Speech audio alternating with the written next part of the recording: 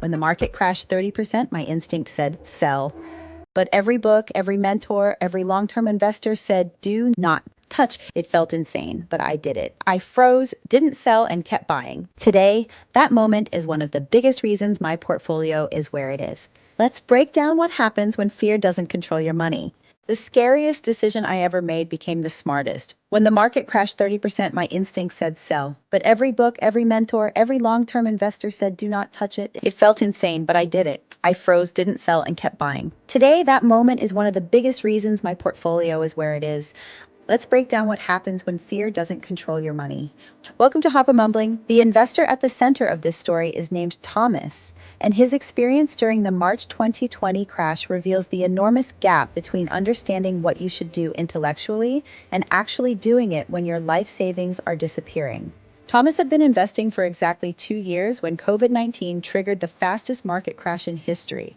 He had built his portfolio to approximately $18,000 through consistent monthly contributions of $500. He understood the theory of long-term investing. He had read the books explaining that crashes are temporary, that selling locks in losses, that the correct response is to hold or even buy more.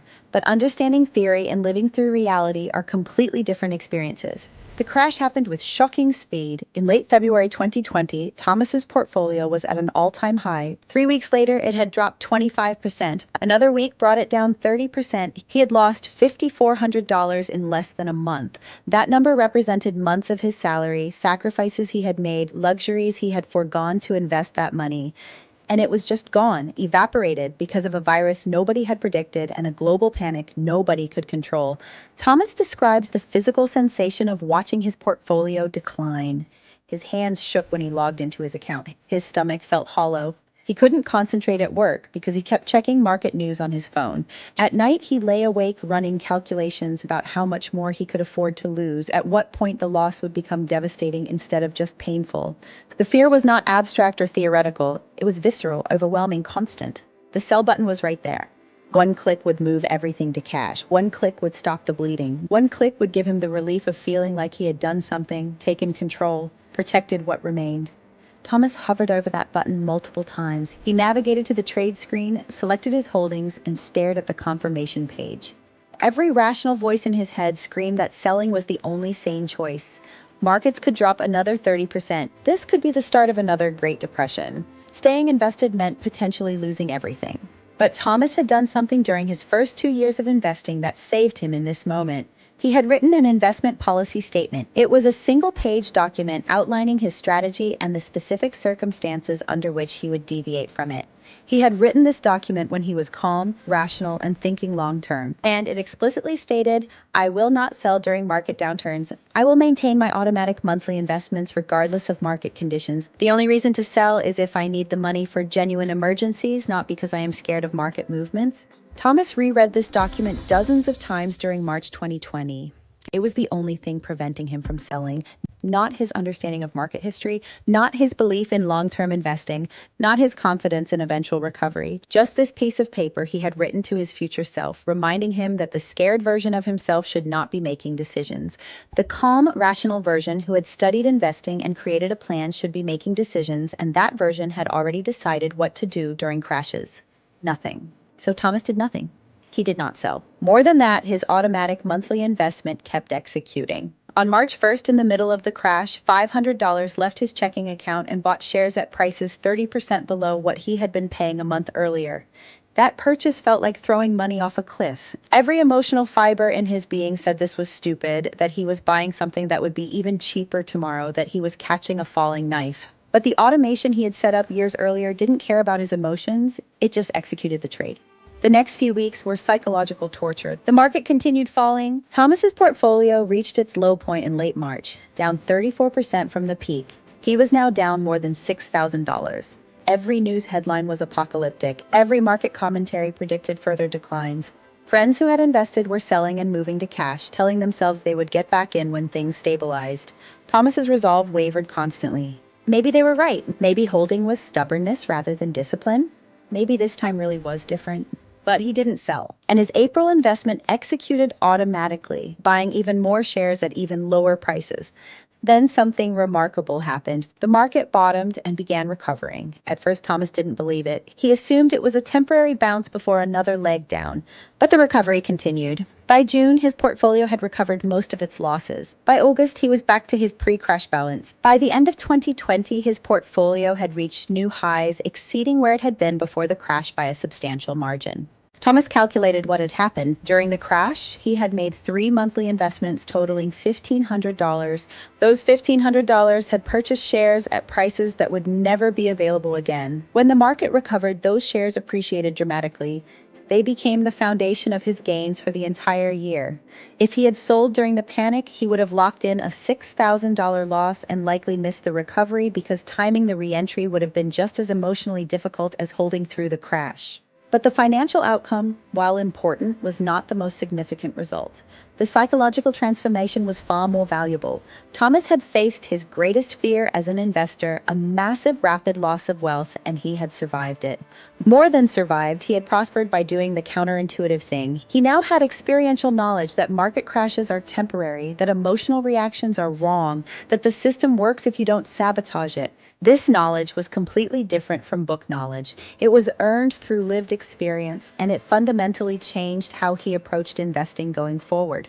When the market experienced another significant decline in 2022, Thomas's response was completely different from his 2020 response. He felt no panic. He didn't check his balance obsessively. He didn't hover over the sell button. He had been through this before. He knew how it felt, knew how it ended, knew what to do. The 2022 decline, which terrified investors who hadn't experienced 2020, barely registered emotionally for Thomas. He had developed the most valuable asset an investor can possess, the lived experience of holding through volatility and being rewarded for it. Thomas reflected on why most investors fail this test. The advice to hold through crashes is simple and widely known. Every investing book, every financial advisor, every successful investor repeats the same message. Don't panic sell, stay the course, crashes are temporary. But when you are living through the crash, when it is your money disappearing, when every news source is predicting doom, that advice feels like naive optimism or deliberate ignorance of changed circumstances. The emotional reality of losses overwhelms the intellectual understanding of long-term principles. The investors who succeed are not necessarily smarter or more knowledgeable. They are the ones who have built systems that protect them from their own emotional reactions. Thomas's investment policy statement was such a system. His automatic monthly contributions were another system. These systems removed his ability to make emotion-driven decisions in the moment. They forced him to follow the plan created by his rational self even when his emotional self wanted to deviate.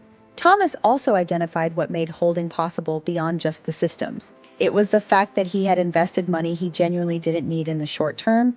His emergency fund was separate and untouched.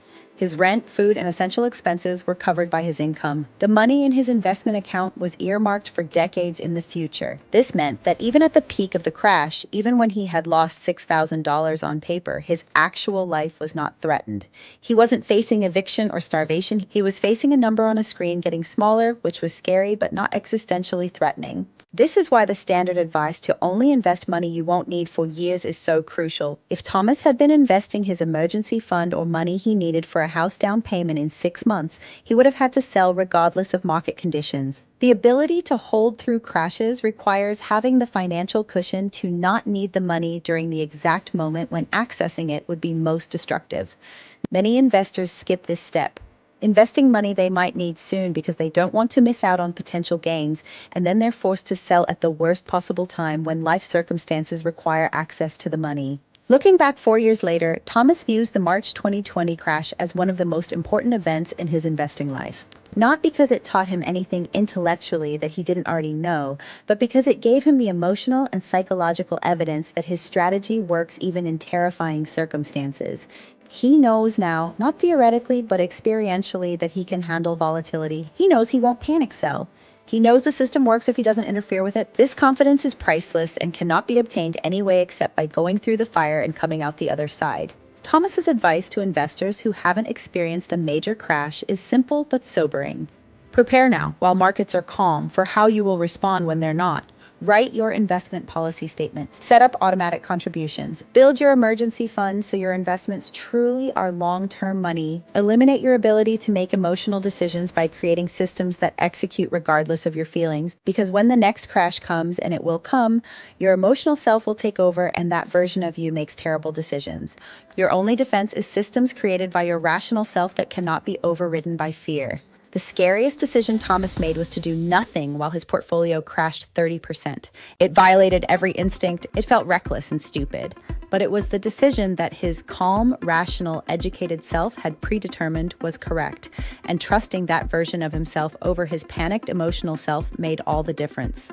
Today, his portfolio reflects the wisdom of that trust. The shares bought during the crash have appreciated significantly. The losses that felt permanent were completely temporary. The fear that felt justified was completely wrong, and Thomas learned the most important investing lesson possible. The scariest decision is often the smartest one. This is Harper Mumbling, and if this story gave you insight into what holding through a real crash actually feels like, or motivated you to build the systems that will protect you from panic selling during the next inevitable downturn, please like this video, subscribe to the channel, and share it with anyone who needs to understand the gap between knowing what to do and actually doing it when it matters. Leave a comment about your experience with market crashes or your plan for handling the next one. Turn on notifications for future videos about the real psychology of investing through volatility. Thank you for watching, and remember, the investors who build wealth are not the ones who avoid crashes, but the ones who survive them by doing nothing while everyone else is panicking.